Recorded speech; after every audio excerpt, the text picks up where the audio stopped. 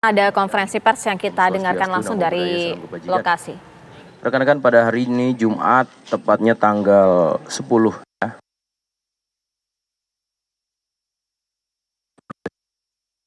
Langsung turun, kita melihat adanya proses rekonstruksi. Tadi kita mulai karena cuaca pukul 3 dan alhamdulillah dalam waktu 2 jam pukul 5 kita sudah lakukan langkah-langkah proses ini pada satu tahap penyidikan, yaitu adalah rekonstruksi ya. Untuk lebih jelasnya, Pak Dir Reserse Kriminal Umum Polda Metro Jaya akan menyampaikan secara teknis urut-urutan apa yang tadi sudah rekan-rekan juga. Terima kasih media sudah melakukan kontrol sosial, pengawasan bersama-sama dengan beberapa elemen. Nanti disampaikan Pak Dir. Silakan. Baik, Assalamualaikum warahmatullahi wabarakatuh.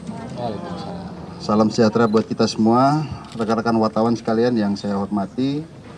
Baru saja kita melihat, menyaksikan pelaksanaan rekonstruksi daripada tindak pidana yang terjadi, di mana dalam proses rekonstruksi ini kita mencari keidentikan dari berbagai alat bukti yang ada, baik dari keterangan saksi, keterangan tersangka, kemudian dari digital forensik yang kita peroleh, baik itu dari HP maupun CCTV.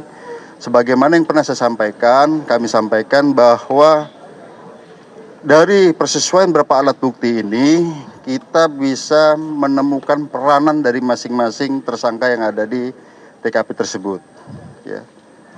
Sebagai contoh, misalnya yang tidak ada di rekaman HP, ternyata ini tercover dari CCTV yang ada. Kita lihat mungkin dari video itu ada adegan yang terpotong, tetapi dari CCTV bisa tercover. Kemudian dikuatkan dari keterangan tersangka maupun saksi. Walaupun yang tadinya mungkin dari keterangan tersangka itu tidak sesuai dengan faktanya, begitu pada saat pemeriksaan kita padukan dengan digital forensik, hasil digital forensik, baik dari WA chat, ya, chat WA, ya, kemudian dari video, kemudian video ini kita besarkan apa kata-katanya itu muncul semua itu, free kick dan lain sebagainya. Saya tidak takut anak orang mati dan lain sebagainya itu muncul. Kemudian dari CCTV tercover semuanya yang tidak ada di video, tercover, dikuatkan dengan keterangan saksi. Jadi dalam arti di sini tersangka juga tidak bisa bohong lagi karena itu ada di CCTV dan lain sebagainya. Kemudian rekan-rekan sekalian, ternyata dari 37 adegan yang kita persiapkan berdasarkan pemeriksaan, kemudian kita padukan dengan hasil digital forensik tadi, ternyata berkembang menjadi 40B. Jadi dari 37 menjadi 40 terbagi 2 karena angle-nya berbeda, jadi 40A, 40B. Nah, ini salah satu fungsi dari rekonstruksi tadi. Ternyata dari salah satu saksi mengatakan ada beberapa angle yang belum kita terima. Artinya di sini kita dalam rangka membuat terang tindak pidana yang terjadi, kemudian kita melihat peranan dari masing-masing tersangka, dan juga dalam rangka pemenuhan unsur pasal yang kita sangkakan sebagaimana yang kita sampaikan tadi, mulai dari perencanaan, ya, kemudian pelaksanaan, dan juga di sini peranan dari masing-masing tersangka yang memberikan bantuan, memberikan kesempatan, memberikan sarana, dan juga keterangan untuk terjadinya kejahatan itu juga tergambar di sana. Ya. Kemudian rekan-rekan sekalian, kami perlu sampaikan juga bahwa ada 4 saksi lagi yang belum kita periksa dalam rangka memperkuat. Jadi sekali lagi dalam rangka memperkuat unsur daripada perencanaan para tersangka ini yang dalam waktu dekat kita akan periksa. Sebagai contoh, maksud kami di sini bahwa sebelum terjadinya tindak pidana ini, ternyata tersangka MDS ini menghubungi beberapa orang dan memberitahukan akan melakukan tindakan pidana yang terjadi. Dan kemudian kami akan berkoordinasi dengan LPSK, ada saksi juga yang saat ini dalam perlindungan LPSK, kita akan mencoba untuk meminta keterangan karena merupakan saksi kunci juga. Tapi saat ini dalam perlindungan LPSK dan kami akan berkoordinasi. Saya kira demikian penjelasan dari kami.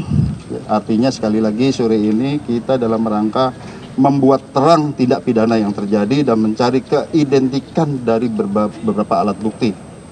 Keterangan saksi, tersangka maupun hasil digital forensik secara lengkap yang kami sudah dapatkan, baik CCTV, kemudian HP, chat WA dan lain sebagainya. Saya kira demikian.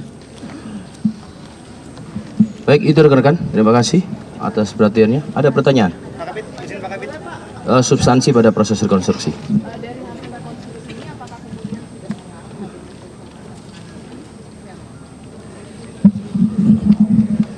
Yang jelas itu teknik dan taktis daripada penyidik.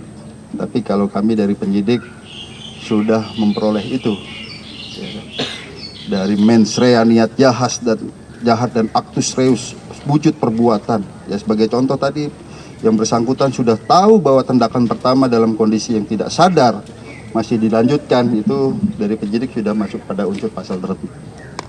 Ada kesengajaan dengan maksud arah kepala, semua tendangan ke arah kepala itu ada kesengajaan dengan maksud. Saya kira demikian. Pak Kabit, izin nggak mau penegasan sedikit soal hasil tadi disebut dalam adegan ketika saksi dijelaskan Mario mengaku kalau misalkan dia menganiaya karena ada tindak pelecehan terhadap adiknya yang disebut AGE ini. Apakah itu perbuatan tidak menyenangkan yang dimaksud apa terhadap informasi yang didapatkan oleh Mario, Pak?